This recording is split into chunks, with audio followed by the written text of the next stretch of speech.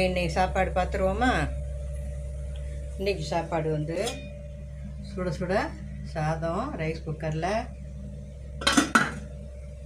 அப்புறம் வந்து களி, இது வந்து சாம்பார், கத்திரிக்காய், குடமிளகா, மாங்காய் எல்லாம் போட்டு சாம்பார் சூப்பராக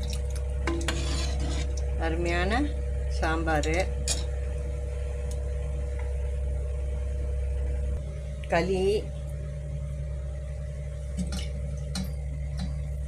அப்புறம் இந்த பக்கம் வந்து முட்டை வறுவல், சூப்பராக முட்டை வறுவல், அப்புறம் ரசம், தயிர், ஊறுகாய். இதுதான் இந்த எங்கள் வீட்டு சாப்பாட்டு மெனு. உங்களுக்கு பிடிச்சிருக்கோன்னு நம்புகிறேன். பிடிச்சிருந்தா லைக் பண்ணுங்கள், ஷேர் பண்ணுங்கள், எங்கள் சேனல் சப்ஸ்கிரைப் பண்ணுங்கள். தேங்க்ஸ் ஃபார் வாட்சிங்.